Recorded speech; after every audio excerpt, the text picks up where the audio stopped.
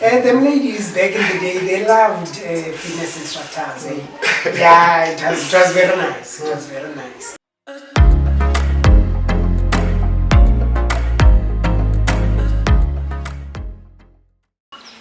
I'm Sivuyile Mqikwa.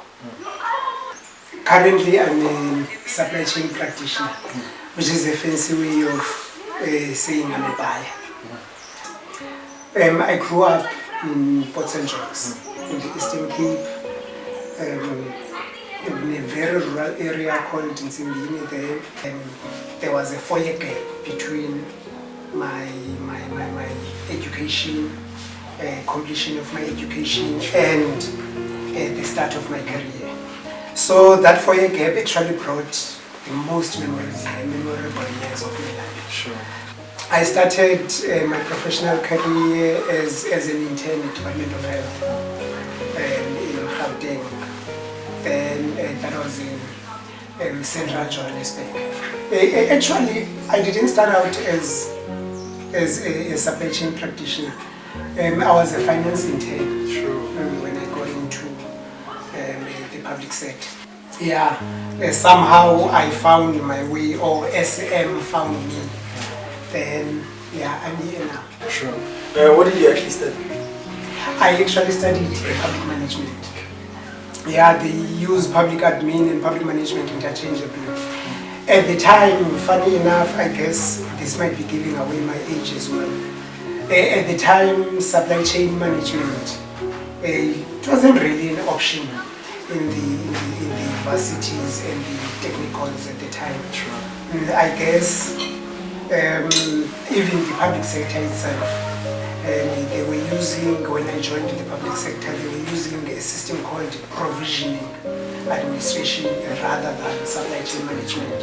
So the more the public sector shifted towards supply chain management, then that's when it started even in the universities and technicals. That's when it became an option. But basically, it was public administration. I did my BTech, I think 2012. Sure. Yeah. Then I took a break. Only now I'm giving a shot at the honors. Sure. Yeah, I'm trying to get my honors. What actually prompted you to actually even study public relations, you say? Public administration. Yeah. That's a tricky one. That's a tricky one. Yeah. It's tricky because I don't think I actually had much choice at the time. What I wanted to be growing up, I actually wanted 2 things. Sure. Either be a lawyer or a radio anchor. Yeah, we call them abasasas. Sure. Or at least a lawyer. But now, coming from a very conservative family, that was not even an option. Sure.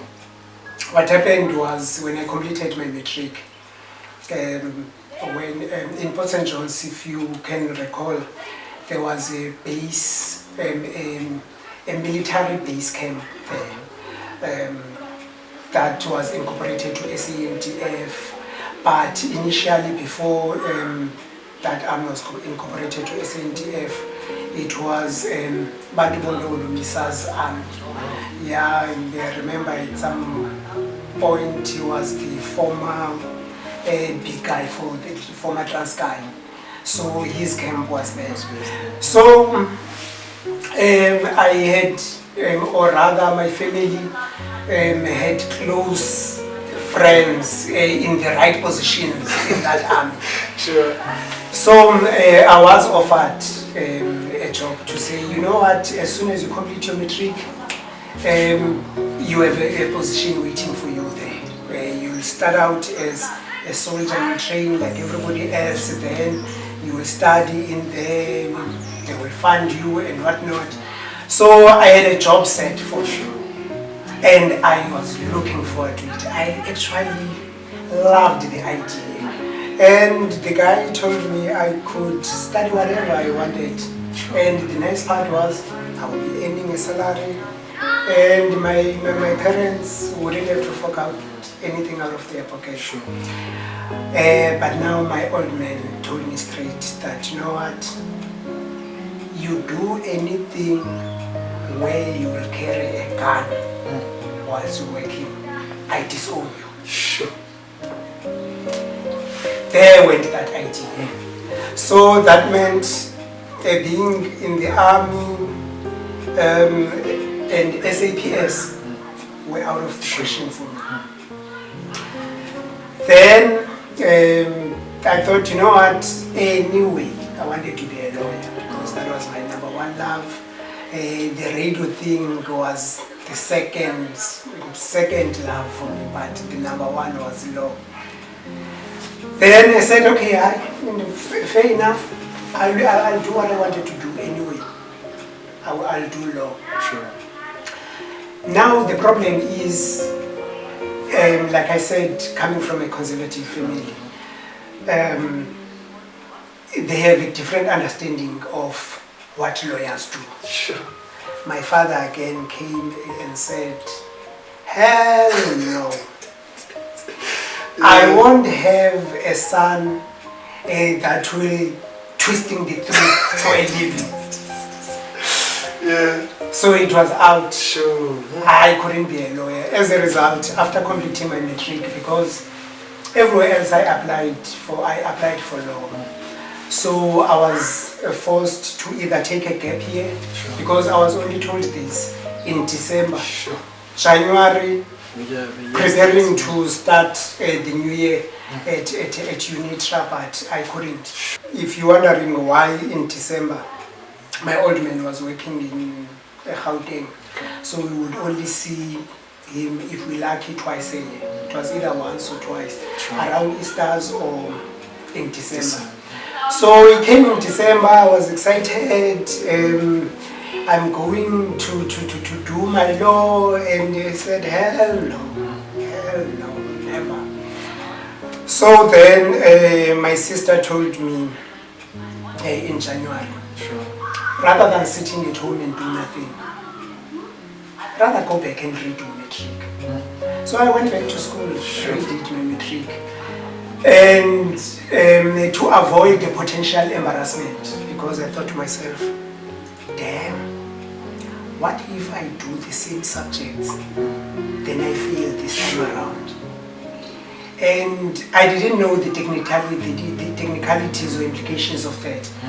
What if the education department feels, you know what, it looks like we made a mistake, let's recall even that certificate you already got. So I changed subjects when in my redo of Matric. So I changed my subjects so that in my mind I told myself, if I fail, they will see it as different subjects, something completely new. I had no track record, no background of this, so at least everybody should understand. Yeah, so at least it shouldn't affect my or the certificate I already got. So yeah, I went back to school. Then I was angry and grumpy for most of that year. I remember it was 1996. Yeah, that's how old I am. It was 1996. So for most of the year I was angry and grumpy. Then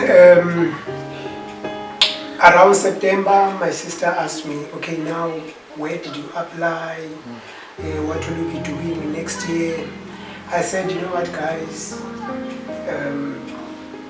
you dictated, I don't do what I wanted to do. So really it's up to you now. I couldn't care less. So do whatever you want. And long story short, Sure.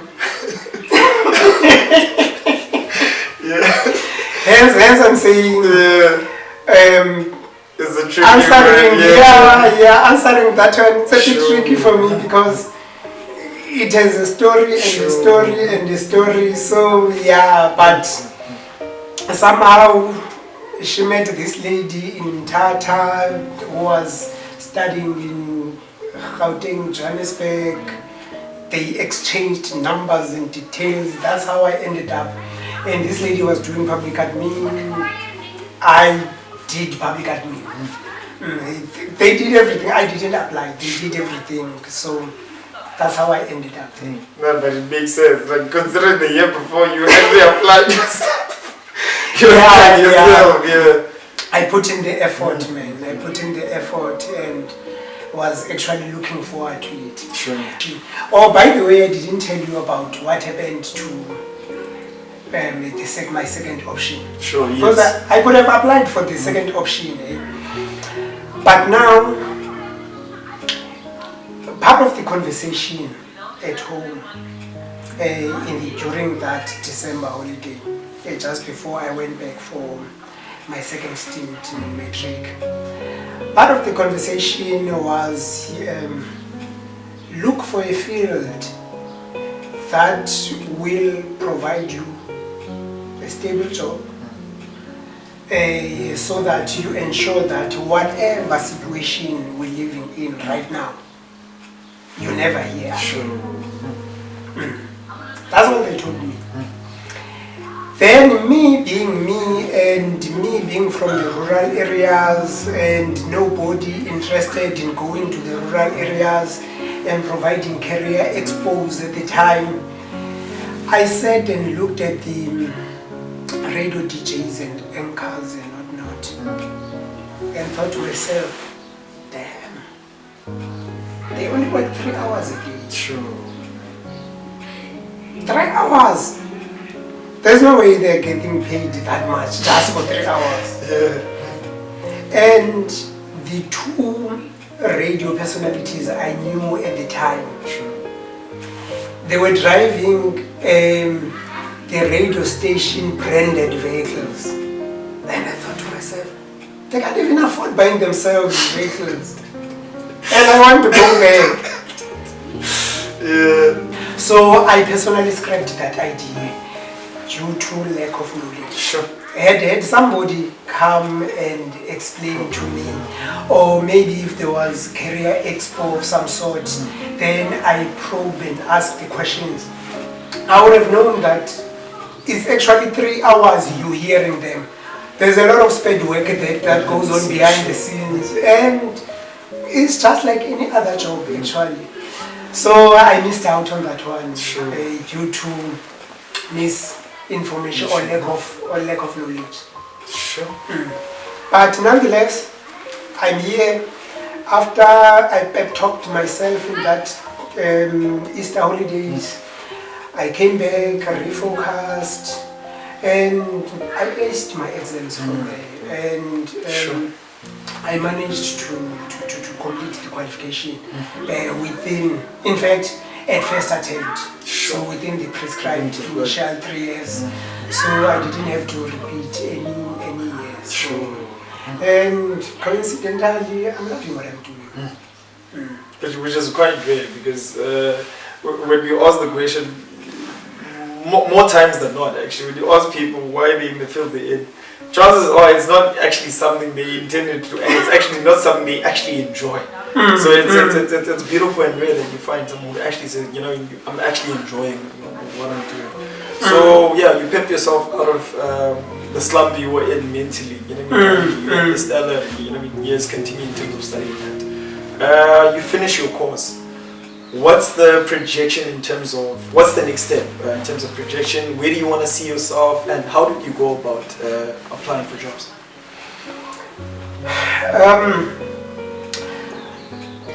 Like I said, I had a 4-year gap. Yeah. In those 4 years, I actually have 2 years that were kind of lost. Even though every year out of those actually taught me something. Sure. But in these 4 years, the last 2 years, I was actually a fitness instructor. I was specializing in aerobics, and we had kata box as well at the time. Well, I think in a year or 2 after I was specializing in kata box, it came out as Taibo. on TV and whatnot. Yeah, I remember that Billy guy. I think it was Billy. Sure. Yeah, he was. Yeah, well, before we knew about the type and whatnot, we were calling it cutter box, and it was not bad. So, but that actually provided me the best years of my life, so to speak. Sure. And coincidentally, that's where I met my wife. Sure. At the gym. Yeah, she was one of my students. So the first 2 years, it was tough. It was tough. My family limited resources, and I remember in the second year, I applied for a job in Pretoria. I was staying in Joburg at the time, in Orlando.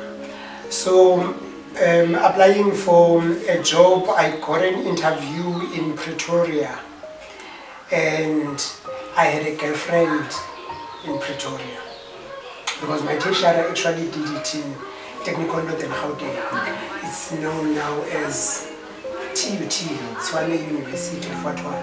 Yeah, but it was TNG at the time. So I met my girlfriend there, and when our studies were over, she stayed in Pretoria, in Mamelodi. Then I moved to Joburg. Yeah, we saw each other once, in a while, but so in applying for, in going for that interview specifically, which is one of the interviews that actually stands out right now. There, she was staying with her sister, renting this one-room house, and my interview was at 8 o'clock, which was a bit early. Yeah. So because of the way I was traveling to Pretoria, because one, I was using a train, and two, I didn't have the fare for the train. Oh, man. So now I had to wait for the very last train, where I know by then there's no ticket examiner. Yeah, I understood the schedule for the metro rail personnel. So I took the last train to Pretoria a day before of the interview. Took the last train, got there very late. Then and she had already spoken to her sister to say, I will sleep on the floor and whatnot. But me being from a rural background and whatnot, I couldn't. I felt it would be huge disrespect to her sister, to go in there. I mean, she's just a girlfriend. So I thought, no. So I said, you know what, just borrow me a blanket. I will sleep by the river. So she brought the blanket, brought me supper, and decided to join me. I tried everything I could to speak her out of it.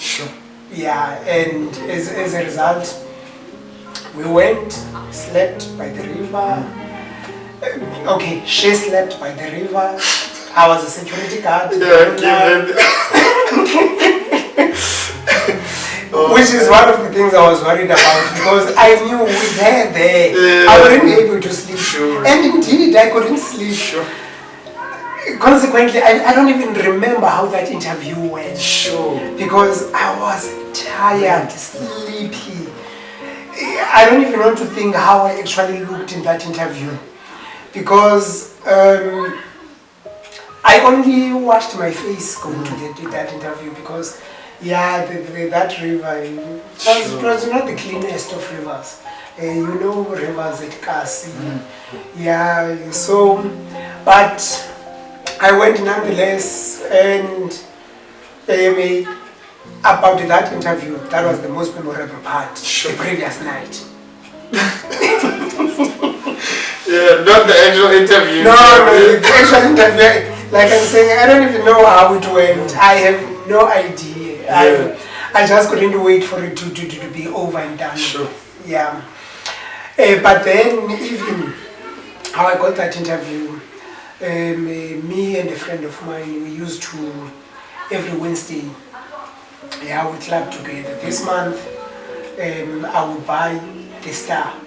The Star had a insert of, they called it Workplace. Yeah, that's where they have all the jobs and whatnot. Then on Sundays, then she would buy the Sunday Times. Sunday Times, I believe they still do that. They have an insert of careers. Yeah, and then the other month we swap because price-wise Sunday Times was relatively more expensive. So the following month then we would swap. She buys every Wednesday, the Star, then Sunday. So it was tough. But like I said, I learned, I grew during those years because even the mental toughness, I think I built through those years. And now even the diversity that comes in the workplace, now I'm able to handle it better. I think those years actually contributed. Then the last 2 years of me looking for a job, it was very nice. It was very nice. I was a fitness instructor. Yeah, and maybe you don't know, fitness instructors and the ladies. And them ladies back in the day, they loved fitness instructors. Yeah, it was very nice. It was very nice. Until I realized that, one, it can't be a long-term career. In the sense that an injury as a fitness instructor means no work. Yeah, you get paid as, and secondly, your job actually depends on how much the students like you. If they stop loving you, then it's not good. It's not good for you. And even if they still love you, but the one day that you're not there, then a step-in instructor comes in. Because that's how I got a few slots as well. Because when you go to Virgin Active, of course Virgin Active has a schedule, a list of instructors there and whatnot. So you go there and say, you know what, I do aerobics, here's my credentials, or I do kata box or kick and box or whatever term they use in that gym. Because you would see on their schedule on the outside. Then you just go there and say, you know what, I specialize in this. I just need a trial class. You don't have to pay me, I need a trial class, that's all. You know, in that trial class, you go there to impress. And you impress especially them front ladies.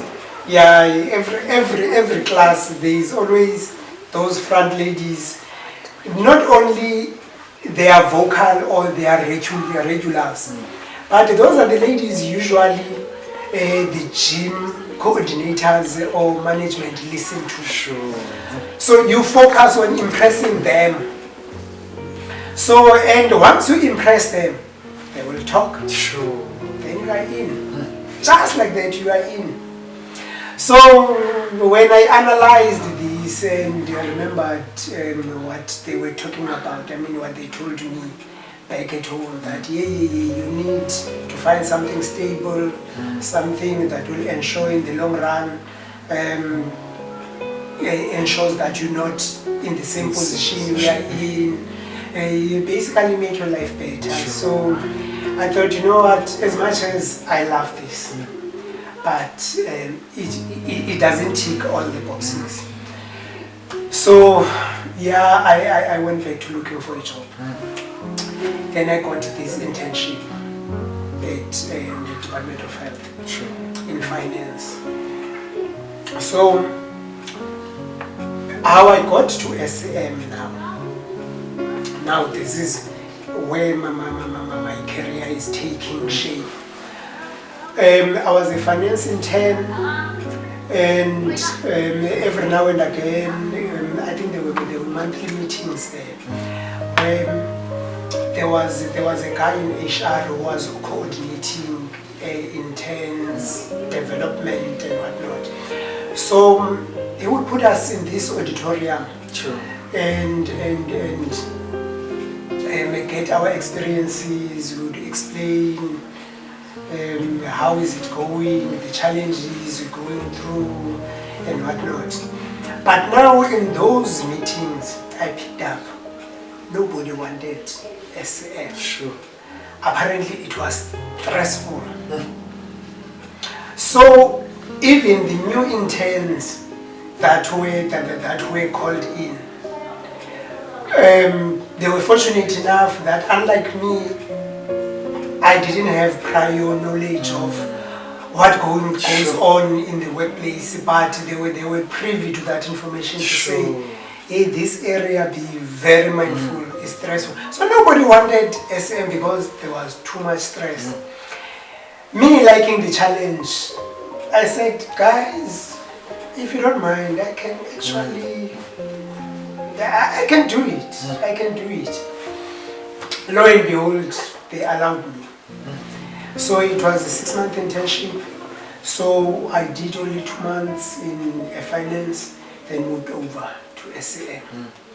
Then I fell in love with SCM, and indeed I could understand why it was frustrating people. Yeah, I could understand. Almost everything that goes wrong in an organization, somehow, it must be linked to SCM somehow. If excuse the example, but it's the only example I can think of now. Sure. If a lady farts in the toilet and there's a stink, somehow it's SCM. No, I'm telling you.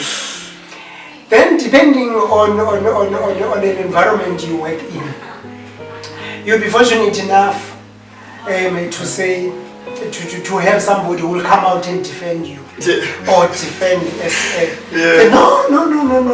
You can't blame SM and for the lady causing a stink in the toilet. You can't do that. You can't do that. At least blame them for not buying something to contain this thing, to ensure that we don't feel this thing. But if you look at it, you're still not being defended. No. It's a different way of blame, but it's still on you anyway. So I understood. Then I remember another example when I got to Cape Town. One of the things that actually made me realize that I'm actually in Cape Town. Sure. I remember this lady, it's a colored lady.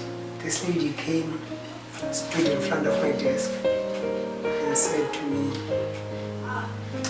when are we getting sanitary bins in our toilets? That's why when I clean toilets I always clean these. I explained what was going on at the time, so I said, give it a week or so, but yeah, it's in the pipeline, it's coming soon. So we had a few challenges with the service provider at the time, and this lady said, you know what, there is something you don't understand, Siv. Some of our vaginas are very sensitive. Look at this, look. Now she's working with this tight, I don't know whether it was a tight or it was one of those tight pants, but it was just, and she's, now the whole time she's talking, I'm looking at, I know when she's done pointing at, I'm supposed to now move my eyes back to, but my eyes, for some reason, couldn't move. And every time I'm trying to move, only my head would move, but the eyes stay there, looking at this vagina. I mean, I'm being told about the vagina. I have a very sensitive vagina. Every time I sit there, because of you, I'm itch because of you. So they say,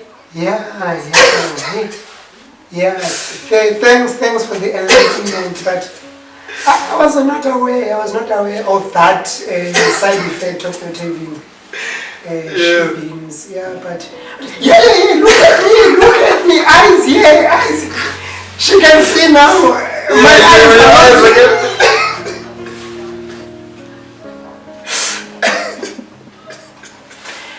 Yeah, but like I said, it's one of those things I enjoyed, man. That whatever happens in the organization, if something is wrong, SAM must shoulder at least a portion of the blame. Sure. Yeah, and I enjoyed it right up until I felt like the age is slowly ticking by. Now, yeah, I think I can do with less stress in my life. Sure. But at the same time, I think I've done it so long that I don't think I can actually get used to a different lifestyle without that component of my life. So in answering the question as to where do I see myself, I still actually see myself there. How would you actually describe your first year in supply chain? My first year was an eye-opener actually, because first year supply chain, you learn something at the time at school they wouldn't have taught you. You learn how desperate people are for business. Sure. So that desperation comes with pride. Now I remember my first year, I would get an invite from a service provider. Once the quotations are in, you get an invite from a service provider to say, let's go out for lunch. What time do you take lunch? Tomorrow, let's go out for lunch. What do you like? Yeah, I haven't tried spares in a long time. Okay, then spares it is. Me being a newbie, not doing anything, then I would go to my supervisor, hey, you saw so and so. Of course, you know, supervisors, they're not really paying attention to each and every code that comes in. Then you explain, no, they submitted, one of the guys who submitted code for this. Then only then you learn that it's a trap. Don't go there. It's a trap. So now you have to. But now here's the thing: you are only told don't go there. Nobody tells you how to handle. Sure. You have to find ways, and these people are clever in the way that they've dealt with people who resist in the advances. Of course. So they've got different tricks and whatnot. So nobody preps you for that. Then I think the first year or two, it was all about navigating. Sure. Navigating the dynamics of SAM, and more than anything, learning how to handle the service providers would actually try to tempt you with different things. I remember in my second year, I actually bought my first transport. Sure. It was not a car back then. It was just a transport. Yeah, there's a difference between a transport and a car. So from point A to B. Yeah, it was from point A to B, man. As a result, in the Eastern Cape, they never saw my first transport. Sure. Because when I'm preparing to go to the Eastern Cape, I will park it outside, wash it, look at it, and look at the passes I would drive through.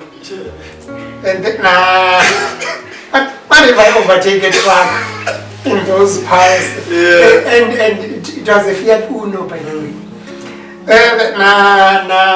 I won't make it. So it was transport for me. So I bought my first transport. Sure. And these guys, some would actually take time to research you.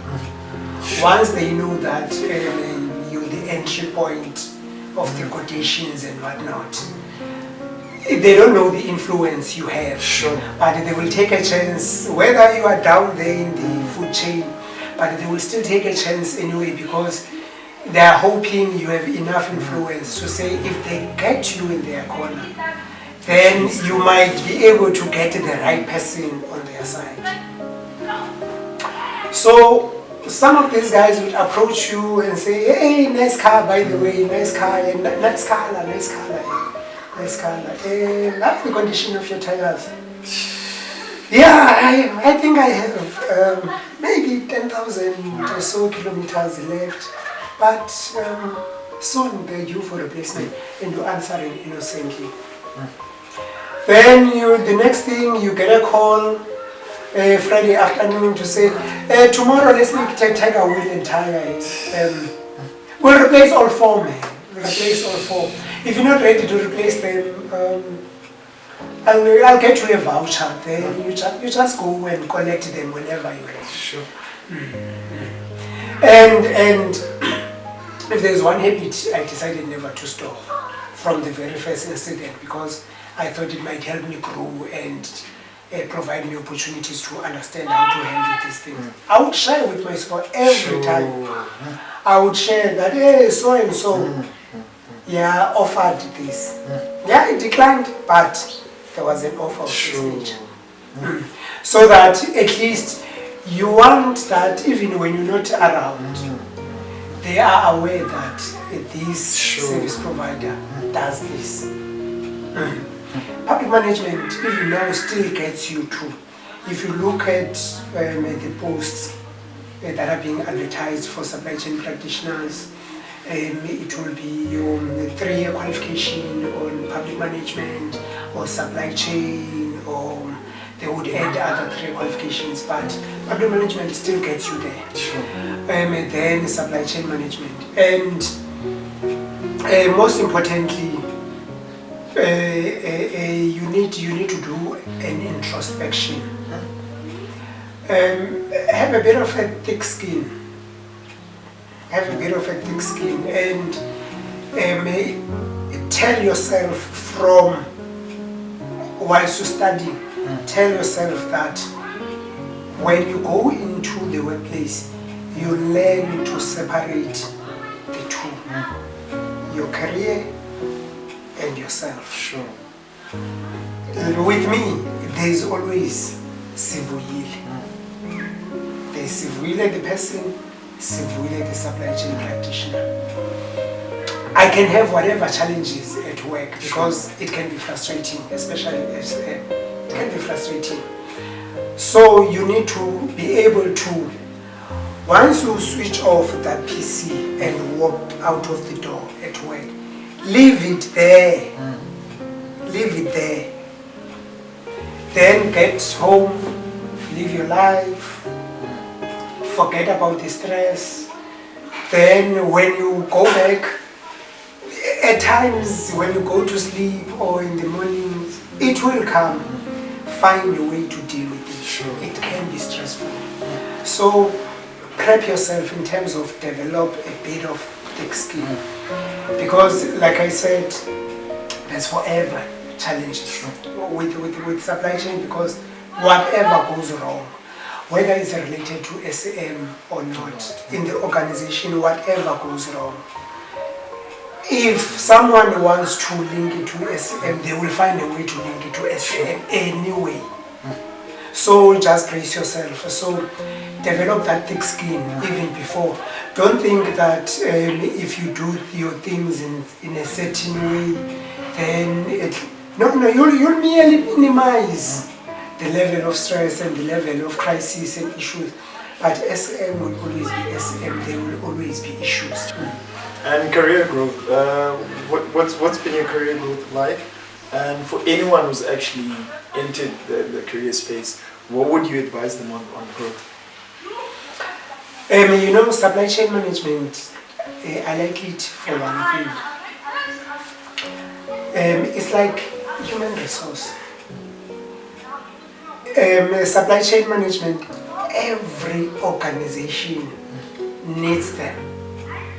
It's everywhere. outsource a portion of it, but a supply chain will always be there.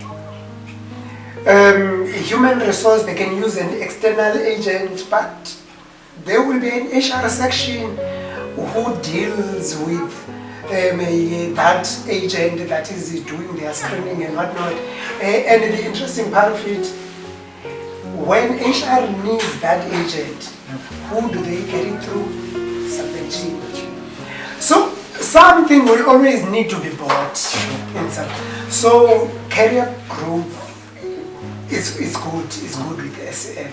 Now to actually take a little more, because I feel like at the same time as either people that are actually getting into corporate or that are in corporate, how would you advise the youth or anyone to actually tackle KPI discussions and actually asking for a raise? Yeah, that's an interesting one, because in the public service we're fortunate enough, you can already see the package when you're applying. So at least they take that out of the equation. But even though there's still a room to tackle it, negotiate around it. But what I would advise,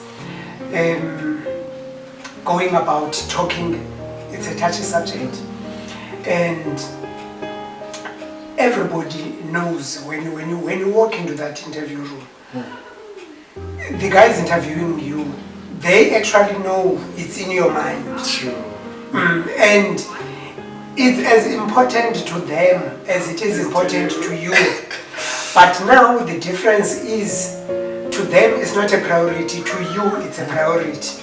But now you need to change your approach, make it less of a priority. When you go to an interview room, make a priority acing the interview, making a good impression, representing yourself. You need to focus on, even if they don't take you, but leave a good enough mark that there must always be that, what if, but there is that. So that when the very first opportunity comes where they can take you, they should get you. So make it less of a priority. In that way, once you focus less on it, then you are able now to completely represent yourself until, because these guys know it's at the back of your mind, and they will bring it at some point because they know its importance, especially to you. True. They're very much aware. So they know they have to bring it up. As much as you itching to talk about it, but they know they have to. It's not a matter of they might, they have to bring it up. So chill, forget about it. True. Let them bring it up. Then usually in the private sector, then there will be a follow-up interview. If you make good impression, then you make it to the second interview, which is a follow-up interview.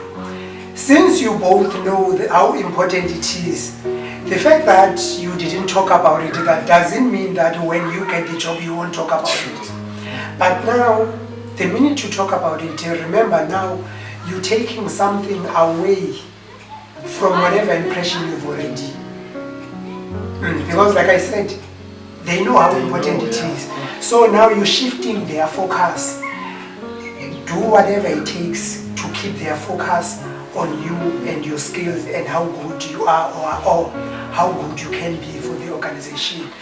As they're talking about it, then because it will come in the form of a question now, that what type of package are you expecting or looking at? Now as that question comes up, you quickly think back of whatever points you think well represented you as you were talking. Remind them. That's a reminder that because of ABC, and you don't answer it directly. How much package were you looking at? I was looking at 300K. No. justify it, substantiate. Because of A, B, C, and D, I think I deserve, and this is what I'm expecting. Not just throw a figure out there, then maybe these people saw you and thought that 270 will be enough, and yet you just say 300k. No, give them reasons why you think 300k is good enough, and by substantiating it, you're putting them at a back foot again, and you're giving them something to think about, to say, yeah, as much as we're thinking 270, but it is making good points. And it's good points because you've already impressed. They wouldn't be talking package with you if you hadn't made an employer that already knows that they won't be calling you. They won't bother going into that much detail with you.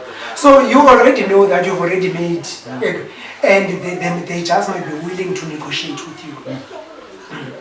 And in your deciding of the figure, it's important to link it to the market. You can't say a 300k for a job that is generally 200k level, because these guys, they called you for an interview, they know exactly how much the position itself is worth in terms of the market. It's up to you to sell yourself and move them a bit higher, if you want a bit higher than what they actually have in mind. That is why putting the figure only is never a good idea. You put the figure, justify or substantiate it. But to remove the pressure out of you, always leave them to start the conversation. Sure. Now, with the audit report, where would one attain it? Is that now, because I can't imagine, is it public knowledge? Because most audit reports would be within the website. It's just that the website of specific companies. It's just that you need to play around. They're not really on the mission and vision and whatnot. You need to, sometimes they would be on the strategic objectives and whatnot. And sometimes you can actually even ask them. But if it's a public sector, if you're not finding it on the website, you are able to go to the Auditor General's page. Then the Auditor General is publishing some of the reports. Remember, these reports are supposed to be made public. This is public funds that are being spent by departments, so they have to be accessible. So you are able to, in a preparation, to request them. You can even say, call the person, the HR person who called you, to say, if you're applying for an SM or finance position, to say, can I talk to the finance manager, please? You talk to that person, you require to just say, I need your auditor report, please, for the past financial year. Sure. Then they should give you, because it shouldn't be something sensitive. These are public funds you're talking about. It should be accessible, but the Auditor General as well does publish. But the few departments I went just before COVID, I went for interviews too. I could find the reports on because they do publish those reports. But in case you're not finding it, even there are options like the Auditor General, and even the private companies. You are able to request a specific person, the head of that section. You are able to call and just get information. You know what? I've been called for an interview for this, and I wanted to understand in this section or this field specifically what has been the major challenges for this section. Yeah, even though the information they might give you might be limited, but at least it might give you a point as well for the initiative. because rest assured they will remember you when you get there. They will remember you. Sure. And now they will be knowing exactly when they ask you a question, they withheld information and you actually asked. So you won't be heavily penalized for it, unlike somebody who didn't make an effort. So it still counts in your favor anyway, you've got nothing to lose. Sure. Absolutely. Now, speaking of COVID, it's thrown a spanner through in terms of all sectors and how we work. How has that impacted how you're currently working now? What are the, what's the positive out of it, and what are the things that you felt have come with COVID that you feel like it's a bit on the downside? Yeah. One, even on the days I'm going to the office, Sure. I don't go to the offices early. So I'm able to get up whatever time, squeeze in a light workout here and there, then go to work. Sure. Then come back. I have more time for the family, something they've been complaining about for years, because my organization, sometimes you'd be needed even on weekends when it's crunch time. So now I have more time. It's kind of a plus, but the downside, working from home, it's not nice. It's not nice. Working hours become delayed. Sure. Yeah. Yeah, in the afternoon there are times I'm in a meeting after 4:30. The meeting has just started. Sure. It's after 4:30. 4:30 I will be in a bus almost home by that time. And since I changed my working hours pre-COVID to knock off a bit early. So 4:30 I will be almost home, but because I'm working from home, everybody forgets that you'll be away from the office by that time. So there is that. And now you are in this meeting that needs your full attention, because Junior didn't go to school on the day and is at home. Junior's game console decides to act up. Sure. Junior couldn't care less about the console, the meeting. He just cares about the console. Sure. You need to attend to the console. My neighbors, I would have most of my meetings on my tablet. So my neighbors would knock, and when I'm saying, I'm in a meeting, they don't understand. And I don't know whether this is old age or I was laughing at myself the other day. Yeah. When my neighbor knocks, for whatever reason, just before I open the door, I first glance at my screen to see if I'm on mute. I don't want everybody else to hear my conversation. Yeah, for obvious reasons. But guess what? When you open that door, you will still whisper, I'm in a meeting. You've already made sure you are on mute. Why are you whispering? Why are you whispering? So, and this thing, I think it was Wednesday last week. A colleague of mine is in a meeting in the office. It was a virtual meeting, but we happened to be in the office on the day. So I walk in, she asks, how can I help? I said, just mute first. She looks on the screen, I am on mute. Then why are you still whispering? At the same time, deep down, I'm feeling good. Oh, I'm not the only one. Yeah, but there are those minor issues, and when you're facing technical challenges, when you are at home, it's like you're making an excuse. You were busy with personal stuff. You just couldn't be bothered to do whatever you're supposed to do. And at the time, maybe your internet connection was down, you couldn't connect, or whatever reason, your connection was acting up on the day. But nobody understands, whereas if the internet is down and you're in the office, everybody understands that, and everybody has it on record that on this day, nobody could do anything. Even though management conveniently, they will still ignore that fact when they want to come after you. Sure. So now you are that small mouth, you have to remind them. But hey, by the way, remember, I couldn't do anything. Sure. Oh, yeah. But at least they can remember. You're facing it alone. You're facing it alone. So there are downsides.